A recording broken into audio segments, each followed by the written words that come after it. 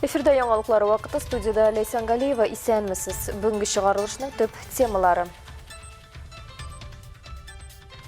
Әлмәт балалар хастаханасы мөмкинлекләрен киңәйтә. Биредә аденоидларны алу буенча операцияләр үткәрелә. На сегодняшний день мы все эти проблемы сняли, так как начали сами оперировать. За прошлый год только мы направили в ДРКБ более 600 детей на такого вида операции. Изге гамәл Ознакай мөхтәсибәтендә яңа мәчет ачылды. Алланың рахмәте булсын, монда халыкка ярдәм иткән кешеләргә барысына да бик зур рәхмәт. Мәктәп белән саубулашыр вакыт. Районнарда чыгарылыш кичәләре башланды. Бітіргештен армияға кетіп, ипләп кенә отслужить итеп, кайтып, профессия буенча эшләргә иде.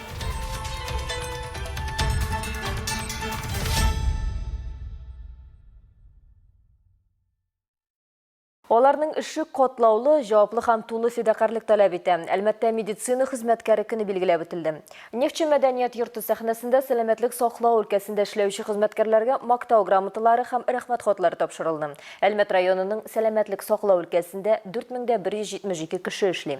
Бүген алар ак халатларын матур күлмәкләргә алыштырып, үзләренең һөнәри бәйрәмнәрен билгеләп үттеләр. Концерт программасыннан ләззәтләнә алдылар. Чакырылган кунакларны Әлмәт муниципаль районы башкарма комитеты җитәкчесе Айдар Кайымов котлады. Ул табибларга һәм кеше медицина хезмәткәрләренә көндәлек авыр хезмәтләре өчен рәхмәт сүзләре белдерде. Этот праздник людей, которые выбрали одну из сложнейших и одновременно одну из самых благородных профессий в мире. Каждого из вас я искренне поздравляю с этим отличным праздником, Днем медицинского работника. И, конечно же, в эти дни хочется отдельно отметить ветеранов здравоохранения.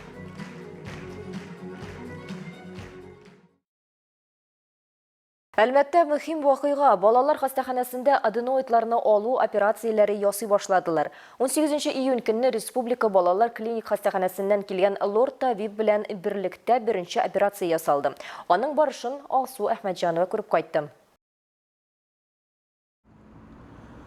Бала гел авыз ашагына суласа, кайбер хәрефләрне әйтә алмаса, мультфильмнарны караганда тавышын ачса, анда аденоидлар ялкынсынуы булырга мөмкин. Табиблар андый очракта күбесенчә аларны алдырырга киңәш итә. Бу операция аденотомия дип атала. Аденотомия проходит в условиях стационарного лечения. Дети поступают. Аденотомия хастаханәдә гомуми наркоз астында эшләнә торган операция. Аденоидларны һәм миндалиннарны алгач, баланың хәленә карыйбыз. Кан акмаса, палатага чыгарабыз да аның уянганын көтәбез. Производится удаление аденоида, либо небных миндалин, или и того, и другого, с последующим наведением гемостаза, снова кровотечения. И после того, как мы уверены, что кровотечения нет, детей начинают пробуждать. И в палату просыпания. Табиблар әйтүенчә, бу операцияләр 15 минутта барырга мөмкин, сәгатьтән артык та. Барысы да баланың яшеннән, диагнозыннан тора. Әлеге процедураны үтәргә табиб ата-ана гаризасы нигезендә 4 яше тулган балаларны кабул итә. Операция бушлай тере чират үтеп ясала. Бүген балалар хастаханәсендә 2 лорд табибы эшләп килә. Өченчесе яңа гына ординатура бетергән яшь белгеч. Востребованность большая, только за прошлый год, пока мы сами не оперировались, мы детей... Аденоидларны алдыру буенча безгә бик күп бала мөрәҗәгать итә. Былтыр гына Әлмәттән Казанга 600-дән артык бала җибәрдек. Ата-анага бу бик авыр, ерак юл, чират. Хәзер инде мәсьәлә шешелде. Әлмәттә дә бу операция ясала башлады. Есть определенная очередность, но на сегодняшний день мы все эти проблемы сняли, так как начали сами оперировать. За прошлый год только мы направили в ДРКБ более 600 детей на такого вида операции. Әлеге операциялар үткәрү өчен белгечләр булуы гына җитми, хастаханә бүлмәләренең дә әзер булуы кирәк. Татнефть компаниясе ярдәме белән монда өстәмә аппаратлар алынган. Шулай итеп, беренче көнне Казаннан килгән белгеч контролендә 4 балага операция ясалды. Хәзер әлеге процедура атнасына 3-4 мәртәбә ясалачак ди җитәкчеләр. Будет зависеть от количества пациентов, то есть на данный момент необходимость есть. Сейчас мы планируем начать. Бала санына карап операция көннәрен билгеләячәкбез. Чирләүчеләрнең саны артса, операция ясау көннәрен дә күбәйтәбез. 4 яшьтән башлап балаларны кабул итәбез, чөнки әлеге патология шушы яшьтән башлана күбесенчә. Патология, которую вы сегодня видели, это воспаленные увеличенные гипертрофированные аденоиды, начинается, как правило, с 4-5 лет И там уж кто в каком возрасте попадает на операцию, от этого будет зависеть, какой возраст. Мы готовы принимать вообще в целом любых детей. Ну, лор-патологии, они же бывают разные, не только то, что мы сегодня засняли, от 0 до 18. Әлеге хезмәт Әлмәт шәһәре һәм районы пациентлары өчен генә түгел, Татарстанның көньяк көнчыгыш районнарына да килергә була. Алсу Ахмаджанова, Рафаэль Сафин, Яңаклар вакыты, Луч, Әлмәт телекомпаниясе.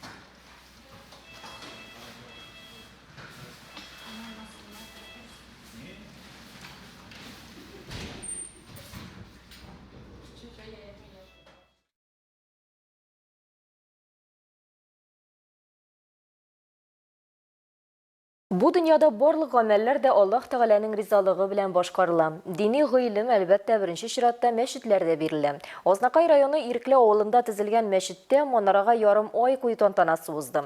Күркәм Зөлхиҗҗә аенда үткәрелгән чара хакында Азнакайдагы махсус хәбәрчебез Эльмира Шәрифуллина дәвам итә. Ирекле авылы зур булмаса да, халкы тату бердәм. Моңа кадәр биредә мәчет булмаган, авыл мәдәният йортының 2 бүлмәсен намаз бүлмәсе иткәннәр. Халык шунда җыела торган булган.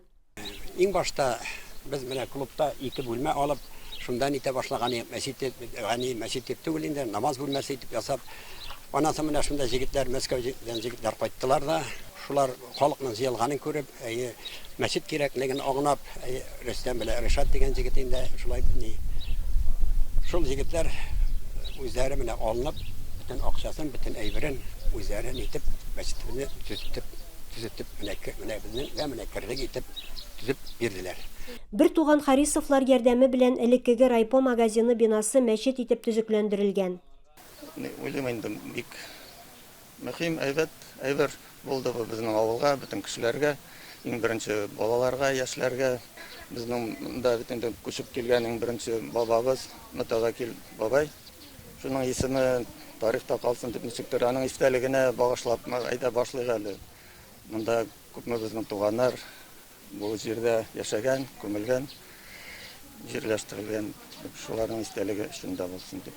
Мәчетнең манарасы авыл халкы ярдәме белән төзелгән. Аның үзенчәлеге бар, мәчеттән читтәрәк урнашкан.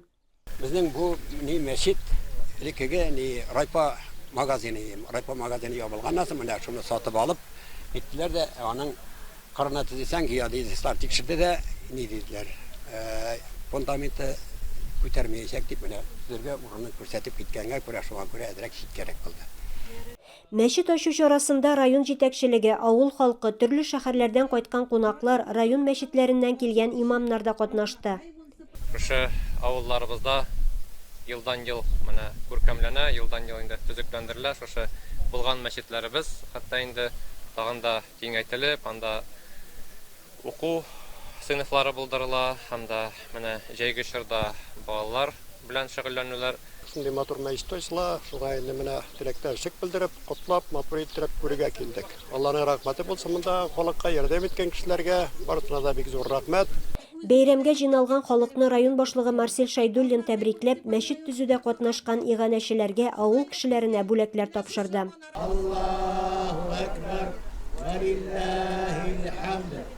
Мәчетне тантаналы рәвештә ачканнан соң ир-атлар анда намаз укыдылар.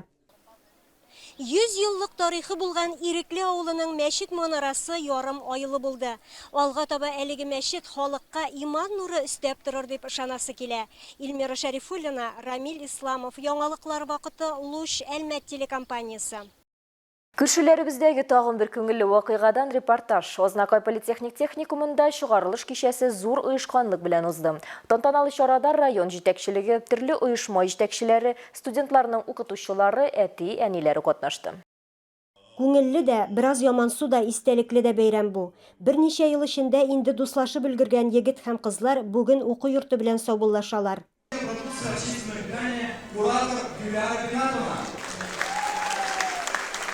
Катнашучыларны район советы аппараты җитәкчесе Айдар Халиуллин сәламләп, чыгарылыш студентларына уңышлар теләде. Уважаемые родители, сегодня действительно красивый, волнительный, добрый праздник в стенах нашего Азнакайского политехнического техникума. Сегодня мы выпускаем наших мастеров уже своего дела.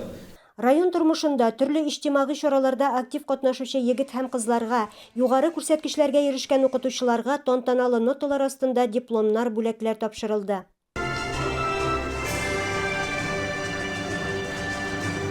Якын киләчәктә кемдер укуын дәвам итәргә исәпли, ә кемдер хәрби хезмәткә китәргә җыена. Укырга кірдім техникумга тракторист-машинист профессиясына. Укып бітіргештен армияға кетіп, ипләп кенә отслужить итеп, кайтып, профессия буенча эшләргә иде. Уку йортына килгәндә биредә сыйфатлы ремонт ясалган, белем алу өчен дә, спорт белән шөгыльләнү өчен дә мөмкинлекләр бар. Бүген безнең укыткан профессиялар буенча һәрбер тармакта да эшкә урнашырга мөмкинлек бар. Күп кенә предприятиялар бүген эшче көчләргә кытлык китерә. Ә безнең укытылган профессиялар бар юнәлешләрдә дә востребованы дип әйтәбез, кирәкле профессиялар. Чыгарылыш төркемендә авыл хуҗалыгы, транспорт, машина төзелеше, тегүче, пешекчелек, төзелеш юнәлеше буенча һөнәрләр үзләштерелгән. Аларга хезмәт базарында ихтыяҗ бар. Безнең Союзагро оешмасы бу уку йорты белән бик тыгыз элемтәдә эшли. Быелгы язгы чәчү чорында гына да 47 студент бу уку йортыннан килеп безгә чәчүдә булыштылар. Безнең өметебез бар, кулларына диплом алучы егетләребез үзләренең хезмәт юлларын безнең оешмада матур итеп эшләп китәрләр дип. Моның өчен безнең барлык мөмкинлекләребез бар. Без аларга шартлар тудырырга, яхшы хезмәт хаклары түләргә әзер. Бәйрәм чарасы матур теләкләр, күңелле чыгышлар белән бизәлде.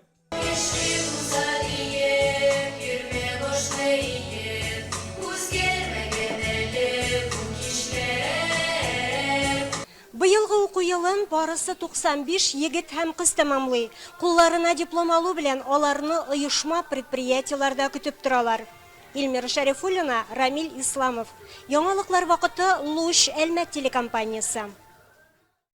Колабызда мәдәни мөхит проекты дәвам итә. Узган җомга һәм шимбә кичендә әлмәтлеләр һәм шәһәребез кунаклары өчен күптән танылу алган солистлар һәм иҗат төркемнәре чыгыш ясады. Әлмәтлеләр өчен ял программасын безнең иҗат төркеме күреп кайттым.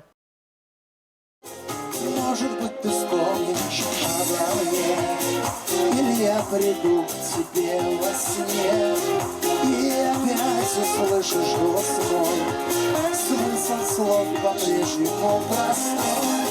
Колабызда шәһәрнең мәдәни мөхите проектының яңа сезоны старт алды. Җәй башлану белән Колабыз халкы һәм кунаклары әнә шулай тере музыка астында кич утыра. Мәдәни мөхит проекты әлмәтлеләр тормышына шул кадәр тиз һәм рәхәт итеп килеп керде ки, ансыз җомга һәм шимбә кичләрен күз аллапта булмас иде ди очрашуга килүчеләр.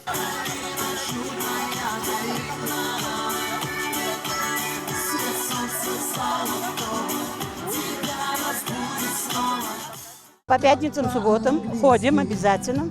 Һәр җомга шимбә саен бирегә киләбез. Бу проект безнең микрорайон халкын таныштырды. Узган елдан бирле урамда күрешеп, исәнләшеп йөрибез. Чөнки узган җәйдә бергә биеп йөргән идек. Даже зимой друг друга узнаем, здороваемся, потому что мы танцевали в том году все вместе.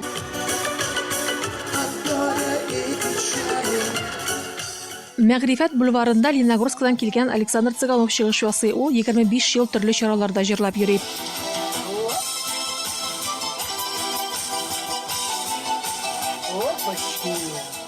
Здесь, на этом проекте, дают возможность раскрыться. Бик әйбәт проект бу. Биредә яшь талантларга үсәргә, танылу алмаганнарга, танылырга була. То есть не все ходят в кафе, а как бы на этом проекте люди проходят, смотрят, останавливаются. Ну, задумка очень хорошая.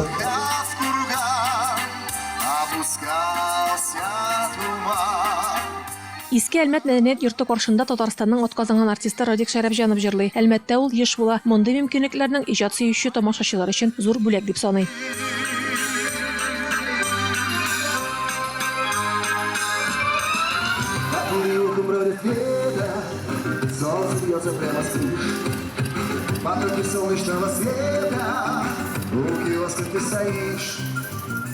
Шәһәрнең мәдәни мөхите проекты Татнефть компаниясе ярдәме белән гамәлгә ашырыла. Ул ел саен Әлмәтнең бер юлы берничә мәйданчыгында уза. Киләсе очрашу 21 һәм 22 июнь көнне узачак.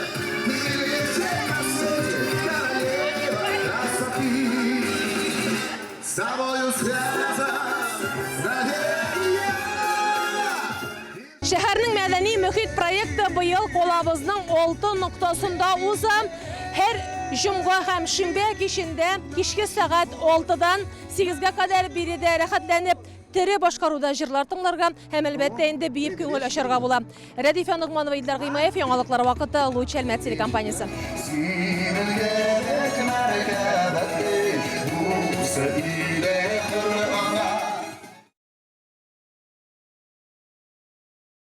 Телекомпания біздің 33 жылдығына бағышланған Әлмәтнің алтын тауышы вокаль проектінің 2-ші сезонына ғаризалар қабыл ету тәмамланғаншы санаулы күннәр қалып бара. Бұл бәйгі өз талантыңны көрсету, қиммәтлі тәжірибе топлау үшін уникаль мөмкинлек.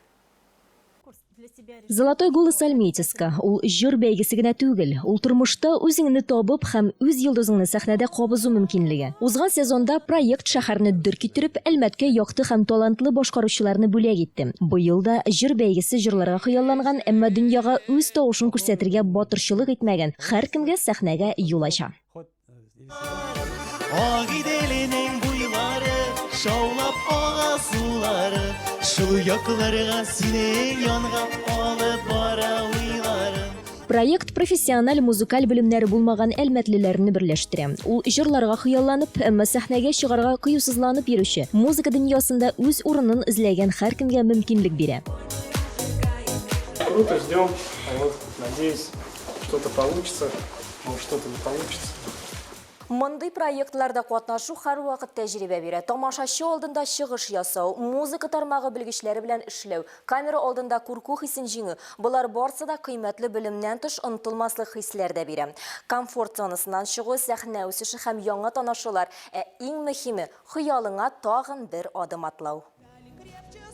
Проектта Әлмәт һәм Әлмәт районында 18 яшьтән өлкәнрәк булган һәр теләүче катнаша ала. Җырны бар тик минус фонограммасына гына җырларга рөхсәт ителә. Шулай ук аның хронометражы 4 минуттан артмаска тиеш. Барлык чыгышларда безнең канал эфирында күрсәтеләчәк. Проектка керү өчен үз гаризаңны 21 июньгә кадәр почтага җибәрү мөһим.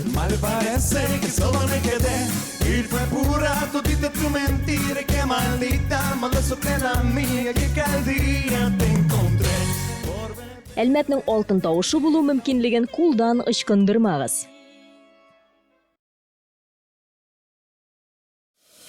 Әлеге шулар иде. Мин Лейсан Галиева һәм монтаж операторы Динара Ситинская сезнең белән сау булашабыз. Исән сау булыгыз.